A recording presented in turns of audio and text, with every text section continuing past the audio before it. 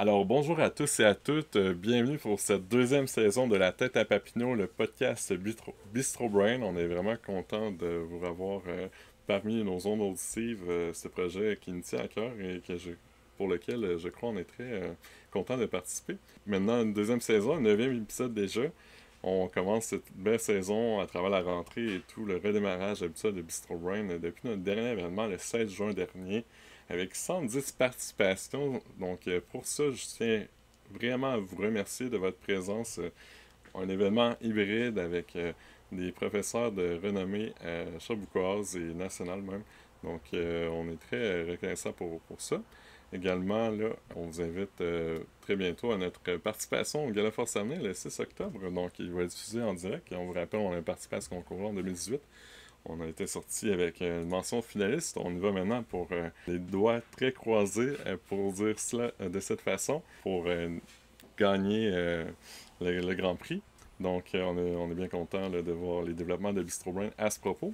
Et pour aujourd'hui, on a une belle présence supplémentaire, encore une fois, à notre épisode 9, qui est, dans le fond, la personne de Vincent Saint-Onge. Vincent Saint-Onge, bienvenue. Merci beaucoup. Merci pour l'invitation. Ça fait plaisir. On a également, pour contextualiser, Vincent est coordonnateur chaboucois de Peintre de Sciences. Il travaille également sur d'autres projets avec nous, comme la journée de vulgarisation scientifique de Sherbrooke. Également, aujourd'hui, parmi nous, on a Julie et Charlie. Comment allez-vous?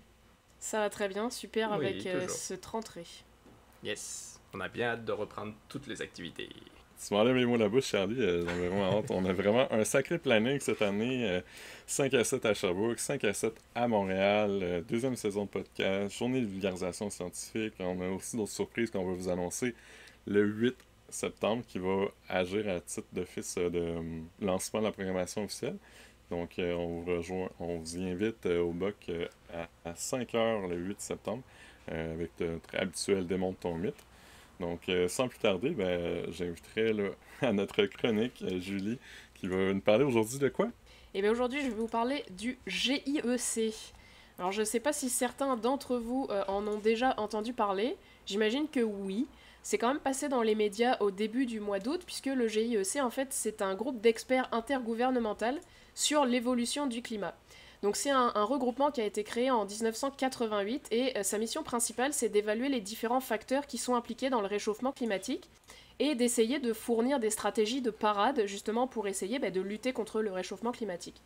Leur dernier rapport, il a donc été publié le 9 août dernier, et il prévoit malheureusement des montées de température drastiques. D'accord, donc oui, c'est ce qui a fait les manchettes, justement, le rapport du GIEC, qui est, en fond, quel est nommé comme responsable de l'augmentation de ces températures? Majoritairement, le principal responsable, un peu comme on en entend quand même beaucoup parler, ce sont les gaz à effet de serre. Et le fonctionnement un peu général, si je peux expliquer ça assez rapidement, c'est qu'en fait, on va avoir des rayonnements de surface, donc des rayonnements qui sont émis par la Terre, puisque la Terre a un cœur chaud.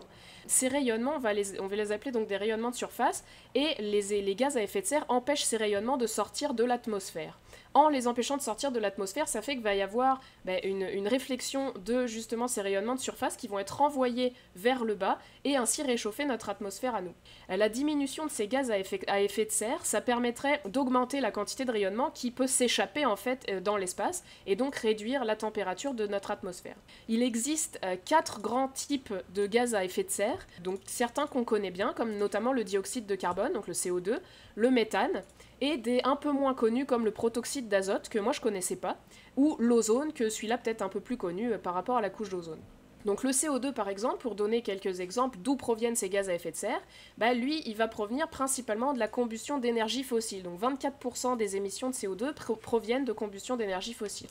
On a aussi la déforestation qui joue un très grand rôle dans la quantité de CO2 relarguée dans l'atmosphère. Ensuite, je vous ai parlé du méthane. Le méthane, la principale source de méthane, c'est la fermentation entérique. Donc ça, en fait, c'est la fermentation chez certains animaux quand ils vont manger, en fait. Puis ils vont péter, comme tout le monde, j'ai envie de dire.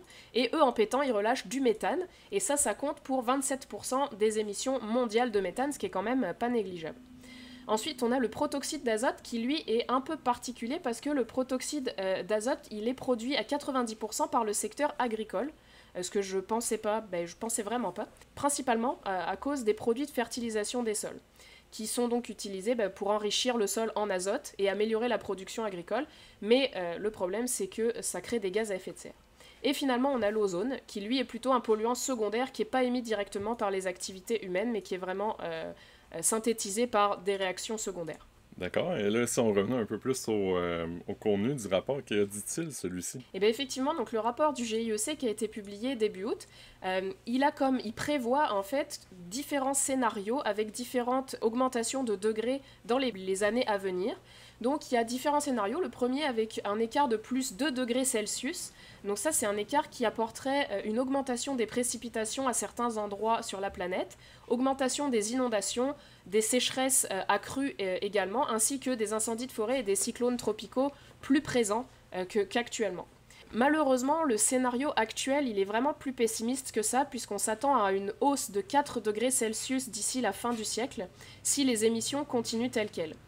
Et au Québec, un peu plus au Québec, en fait, ça va avoir aussi une influence sur le pergélisol, qui est le sol qui reste gelé toute l'année, donc forcément dans les latitudes plus au nord, va y avoir une modification de ce pergélisol qui va entraîner forcément des modifications au niveau des écosystèmes et encore une fois du réchauffement climatique. Ok, donc est-ce qu'on est censé être rassuré par ces nouvelles-là? Est-ce que la science a une solution à ces problèmes?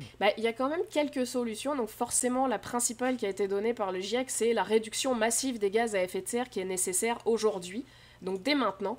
Et évidemment, tout le monde peut faire quelque chose pour ça, parce que même si, je l'ai dit précédemment, il y a quand même l'industrie agricole, par exemple, ou la combustion d'énergie fossile qui joue un très grand rôle, mais chaque personne peut participer à réduire cette empreinte carbone-là, notamment en privilégiant le covoiturage ou les véhicules électriques pour éviter la production de CO2, en mangeant local, encore une fois, pour éviter d'avoir trop de transport pour tes aliments et du coup de diminuer leur empreinte carbone.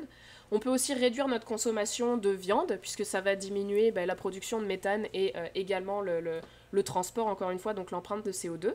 Et quelque chose de tout simple aussi, c'est en hiver de ne pas monter ton chauffage à 24 degrés chez toi, ou de ne pas baisser ta clim à 18 l'été, parce que tu peux être correct autour de 20 degrés, et ça va, si tout le monde fait un petit geste, ça va forcément changer beaucoup de choses. Donc c'est ça, chacun peut faire un geste pour sauver la planète, et je pense que c'est important de comprendre qu'on est dans une situation quand même assez alarmante, comme nous l'a montré ce rapport du GIEC. D'accord, en effet, merci pour les précisions. Puis, par curiosité personnelle, là, on parle à l'échelle interplanétaire des regroupements d'experts internationaux. Au Québec, là, dans le fond, est-ce qu'on a raison de s'inquiéter pour le réchauffement climatique? Effectivement, il y a quand même des choses qui vont se passer au Québec. Donc, dans ce rapport du GIEC, puis il y a d'autres scientifiques au Québec là, qui se sont servis des données du GIEC pour faire une simulation, entre guillemets, plus pour le Québec. Mais dans l'Amérique du Nord, par exemple, avec le scénario d'augmentation de 3,6 degrés Celsius, donc quasiment 4, on aurait quand même une hausse de 80 cm du niveau de la mer, ce qui est vraiment pas négligeable, et une augmentation également des précipitations de près de 7,2%. Donc encore une fois, là, on va avoir vraiment des grosses modifications climatiques dans les années à venir si on n'essaie pas de réduire ces gaz à effet de serre. Oui, à venir, puis si même, j'aurais le goût de dire, dès cet été, j'ai l'impression que les gens faisaient le rapprochement assez rapidement avec les sécheresses, les feux de forêt, puis là, il y a encore, je pense, le cyclone Ida qui est passé Tout à fait. Alors, je sais pas si on pourrait renverser la vapeur avec ces conclusions-là.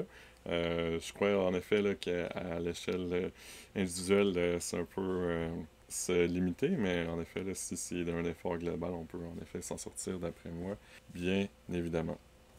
Parfait, bien, merci beaucoup encore pour ta belle chronique, Julie. C'est très intéressant. Puis on va mettre le lien aussi pour les sources dans la description de l'épisode. Donc, je mettrai maintenant une petite pause et on revient pour le deuxième segment.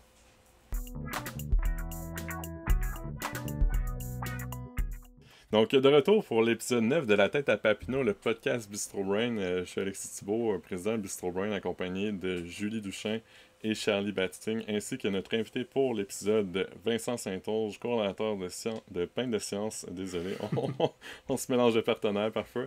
On dit salut en passant à nos amis de Science 1 avec qui on travaille et on a très hâte de démarrer la programmation à Montréal. Donc, je laisse la parole à Charlie pour Oui, l'entrevue. merci. Je pense que tu as présenté Vincent en début d'émission. Je ne vais pas y revenir en long, en large et en travers, mais est-ce que tu peux te présenter toi un petit peu pour nous, Vincent, peut-être pour nos auditeurs, puis nous dire c'est quoi ton parcours, qu'est-ce que tu as fait, où est-ce que tu en es rendu aujourd'hui, etc. Oui, ben, certainement, ça va me faire plaisir de me présenter. En fait, je vais le faire en décrivant peut-être un petit peu plus mon parcours académique. Donc, en date de 2011, je suis rentré au baccalauréat à l'Université de Sherbrooke en chimie. Puis, en 2014, j'ai finalement réussi à graduer et j'ai décidé d'entamer une maîtrise également à l'Université de Sherbrooke, cette fois-ci en chimie computationnelle, dans le laboratoire du professeur Armand Soldera. Puis par la suite, à la fin de ma maîtrise, que j'ai obtenue en 2017, oui, exactement. J'ai entamé un doctorat en chimie dans le laboratoire du professeur Jérôme Clavry.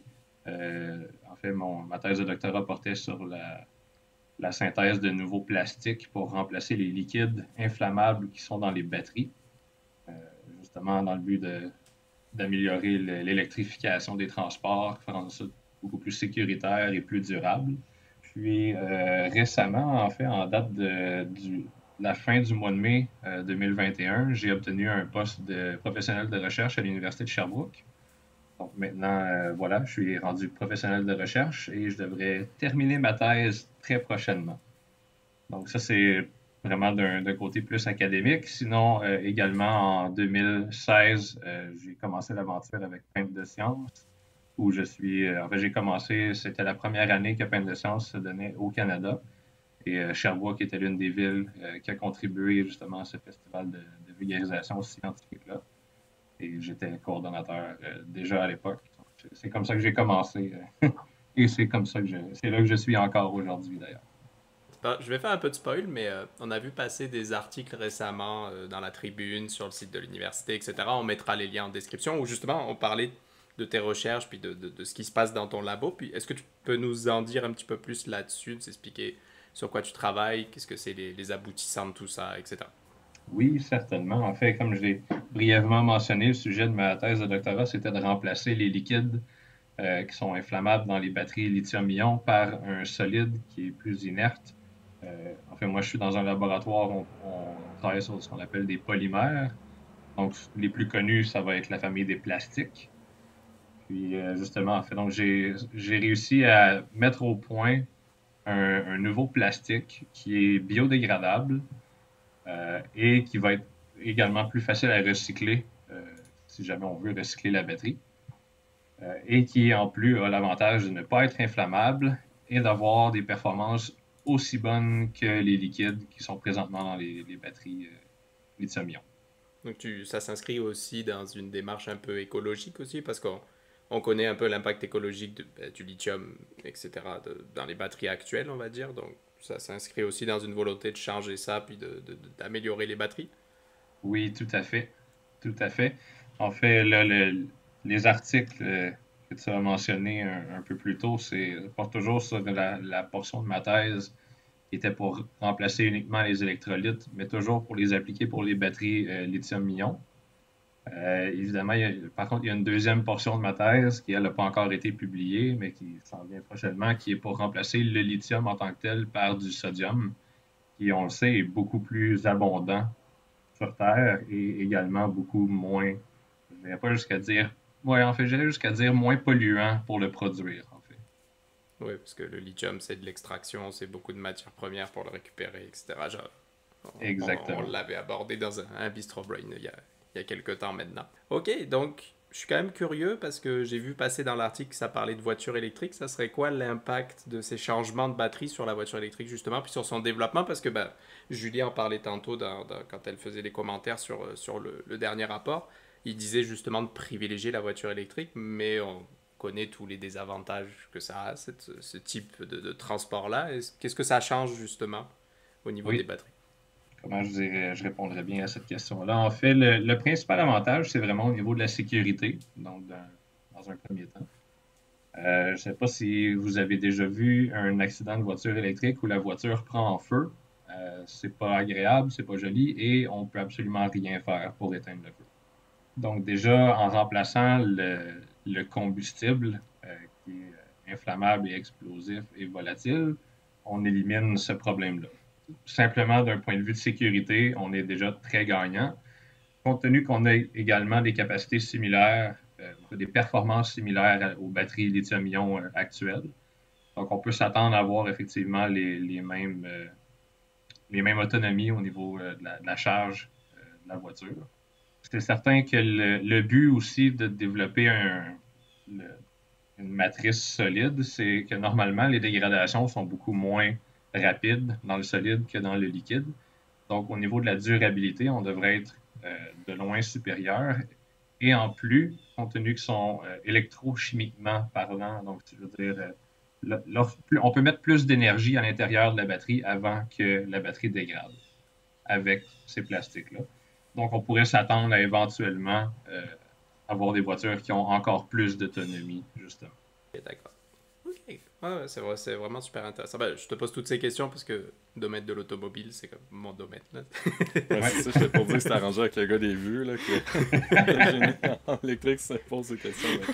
Ben non, mais j'étais juste curieux de la durabilité de ces technologies-là. Puis en plus, on va dire que la question actuelle se pose sur la durabilité des batteries dans les voitures électriques. Donc, c'est comme, ça apporte une solution concrète. Puis après, on peut discuter de plein d'autres trucs. Mais on va dire, si on parle vraiment des batteries, je trouve que c'est vraiment une bonne solution à long terme si on veut privilégier ce mode de transport.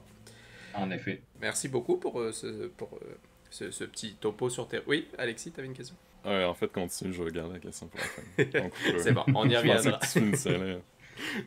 Non, je finis pas. On a une petite deuxième partie. C'est en gros, tu es quand même très impliqué avec plein de sciences, puis avec la JVSS, en collaboration avec plein d'autres organismes de Sherbrooke. Puis c'est quoi la place qu'a la vulgarisation scientifique pour toi? Puis selon toi, c'est quoi la place qu'elle devrait avoir dans notre société, autour de nous, etc.?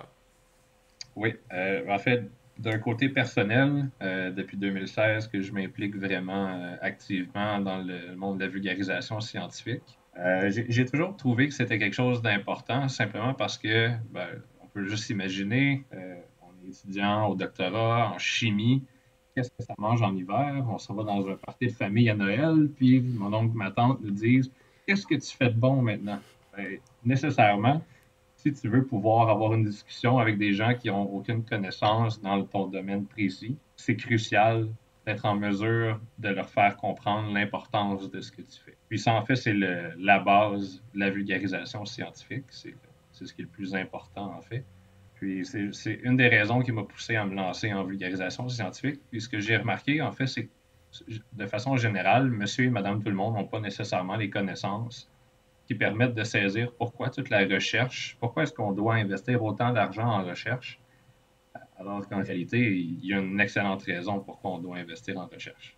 Donc ça, c'est la raison pour laquelle je me suis lancé dans la vulgarisation scientifique. Puis, simplement d'un point de vue de la société, comme je venais de le mentionner, monsieur, madame, tout le monde qui n'ont pas les connaissances, c'est très important que les chercheurs, qui font eux-mêmes les découvertes, soient en mesure de communiquer avec le grand public. Ce qui n'est pas donné non plus. C'est, d'une part, il y a le grand public qui n'a pas les connaissances, mais d'autre part, il y a le scientifique chercheur qui n'est pas nécessairement capable de communiquer avec les gens qui n'ont pas ces connaissances-là. Donc, la vulgarisation scientifique, développer ce savoir-là, ou cet art-là, en fait, en quelque sorte, c'est quelque chose qui est vraiment important pour moi et pour la société. Yeah, c'est sûr que tout le monde autour de la table va être d'accord avec ça. Je veux qu'on revienne à ta question. Tu veux revenir à ta question, Alexis? Oui, en fait, tu nommais toutes les solutions pratiques et applicables de, on va dire, ta découverte dans le cadre de ta thèse. Est-ce que tu as une intervention divine pour arriver à cette solution-là? Non. J'ai 4 ans de sueur passée dans un laboratoire à faire parfois des nuits blanches pour réussir à obtenir des résultats tout à fait non concluants, par-dessus résultats non concluants, et ainsi de suite. Puis c'est vraiment à force de détermination qu'on a réussi à obtenir une technologie, en fait, qui fonctionne. Puis, bon, c'est certain, je mentirais si je disais qu'on n'a pas été surpris sur certains aspects des performances de la technologie je dirais que j'ai développé, parce qu'en fait, c'est quand même moi qui l'ai développé. Mais, donc oui, C'est certain qu'il y a certains aspects que moi ou même mon directeur de recherche ou même mon supérieur à Hydro-Québec, on ne s'attendait pas à ça. Parce qu'en fait, ça, je ne sais pas si je l'ai mentionné, mais j'ai fait ma thèse en co-direction avec les gens d'Hydro-Québec. Donc, c'est ça. On ne s'attendait pas à toutes les performances qu'on a obtenues, mais on s'en plaint pas. Ouais, la petite part de hasard qui fait Exactement. basculer, là. Il y a toujours ça dans la science. Oui, qui fait que c'est encore meilleur. Donc, ouais. Donc là, tu vois à travers toutes ces répercussions-là, tu te demandes si c'est vrai. Ça a été quoi ta réaction première? Par rapport aux résultats que j'ai obtenus ou par rapport à l'engouement médiatique qu'il y a en ce moment autour de Écoute, on peut la prendre en deux ma parties. publication. Commence par... tu peux commencer par... justement, là, je sais pas comment ça s'est passé. Est-ce que c'était un tableau statistique? Est-ce que c'était dans un laboratoire avec des instruments? Peux-tu nous décrire la découverte en tant que telle? Oui, ben en fait, la découverte repose sur une hypothèse qui a été émise il y a quand même de cela près de 50, même un peu plus de 50 ans, par des chercheurs en chimie des polymères. En fait, ça repose sur le fait que lorsqu'on utilise une technique particulière de polymérisation pour faire la synthèse du matériau, on est en mesure d'ajouter aléatoirement des défauts. Puis l'ajout de ces défauts-là vont nous permettre de briser ce qu'on appelle la cristallinité, donc c'est-à-dire l'empilement tridimensionnel des molécules les unes sur les autres. Puis en fait, lorsqu'on a un empilement qui est parfait dans les matériaux plastiques, c'est problématique puisque les ions, donc les particules chargées, ne peuvent pas diffuser à travers ce matériau-là. Et ça fait en sorte que ta batterie ne peut pas fonctionner. Donc en ce moment, ces matériaux-là doivent être chauffés à haute température, 80-90 degrés Celsius, ce qui requiert l'utilisation d'une autre batterie pour pouvoir faire ça, ce qui n'est pas très pratique, on s'entend? Non, pas vraiment. C'est ça. Donc, mes travaux de recherche reposent sur l'hypothèse de base, comme quoi lorsqu'on ajoute des défauts, on réussit à briser cette cristallinité-là.